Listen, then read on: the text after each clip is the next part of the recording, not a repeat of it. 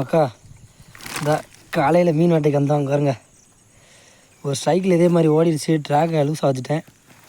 இன்னொரு ஸ்ட்ரைக்கில் track tight வச்சாங்க பாருங்க, நல்ல சைஸு.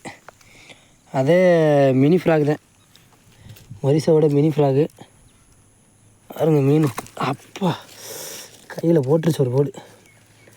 நல்ல சைஸு, ஒரு கிலோ தாராளமாக வரும் அக்கா. பாருங்க எவ்வளோ பெருசுன்னு.